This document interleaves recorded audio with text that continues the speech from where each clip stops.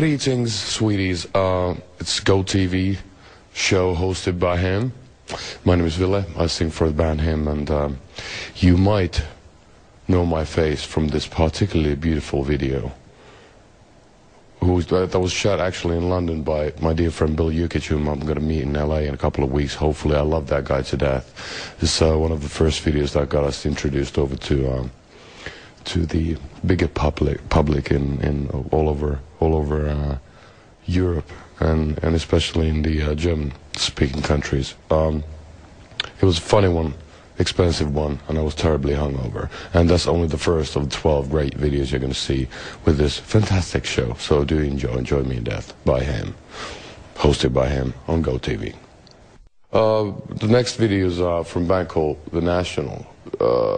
I didn't know a lot about that band. I know that they're from New York, and somebody told me that since the last Interpol album was a bit of a disappointment for a lot of people. I'm a huge Interpol fan. We're gonna watch Interpol later on as well.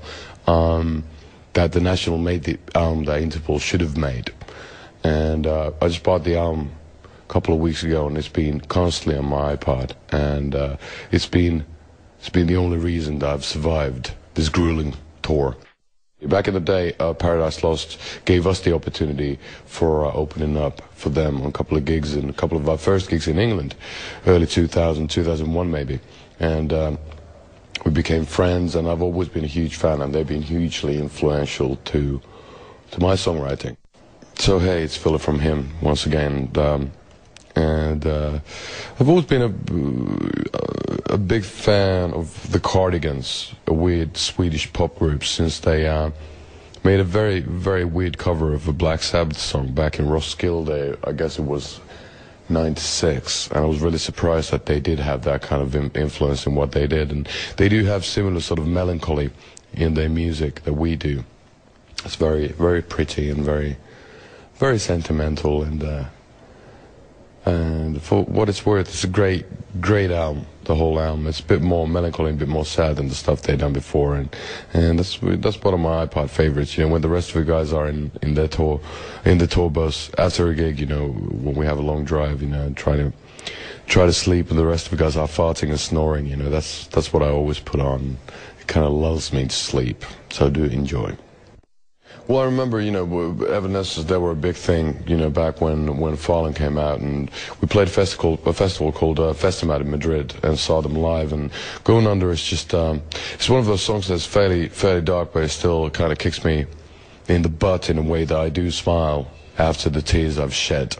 It's one of the tracks that has kept me going during this very dark winter of 2007-2008, so thank you, Amy. Right on. So, you know, back in the day, I used to have dreadlocks and all that, and you know, I was smoking a bit of weed, and you know, I was being a cool fella.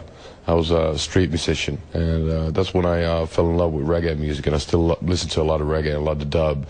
And one of the greatest artists that people still don't know enough of is Capleton. And he's a great live artist. He's done zillions of great recordings, and Jaja City is one of my favorites. The video is fantastic. So please do try to remember that there's other kinds of reggae existing than just Bob Marley. Here we go. Well, basically, you know, the reason to pick this song is just because the title is so fantastically funny. There's no I in Threesome by Interpol. You know, his lyrics are, I'm not sure whether he's, you know, crying or laughing, or probably doing this, you know, vomiting and taking a poo at the same time while writing the lyrics. They're so tongue-in-cheek at times, but it's a beautiful track, and it's from their latest album, I'll Love to Admire. And Interpol are one of the bands that got me back into rock and roll, since I kind of like lost my faith in the whole rock and roll business and music in general. So I actually haven't seen this video, so let's hope that it's going to be a good one. When British rap started kind of like rearing its ugly head, and grime and all that new stuff, Dizzy Rascal was happening, and Roots Maneuver came out with this song, and I thought that everything's so wrong with this song that it's beautiful. I couldn't get my head around it. We just actually listened to it last night on the tour bus, and it's fascinating. He's an English guy he's rapping about 10 pints of bitter and cheese on toast, and doing Jamaican things, and it's a great combination of everything I like about black music. So here we go. Goldfrapp, they're fantastic. Since, you know, they started out, they did like nearly Ennio Morricone, Angelo Badalamenti, a very Twin Peaksy type of vibe. Felt Mountain, I fell in love with them. And then they did 2 like disco albums, which were kind of weird, but I still loved them. And now the latest album, The Seventh Tree, I guess it's called, it just came out a couple of weeks ago, and I'm a huge fan. I still haven't listened to the album since I don't have my laptop, and I don't have a CD player, but I do want to see the video. It's more folky, it's really psychedelic, it's trip to the past, to the good old days when LSD was still good. So here we go. Well, he's a very fascinating character. You should just Google him up and read about him and read some of his interviews and stuff. He's got a fascinating history behind him, and a couple of great records. So right on, Hail Satan. That was GoTV's hosted by him show. Hopefully you did enjoy the videos as much as I did. Great combination of all kinds of weird stuff and cool stuff and dark stuff and poppy stuff and everything in between. So I had a blast. Thank you. Hopefully you didn't feel too bored. We have one more song, and obviously I'm such an egocentric bastard that it's got to be a song by him, and it's our latest single and a video called Bleed Well.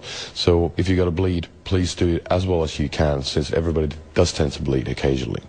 Ciao, and you take a care.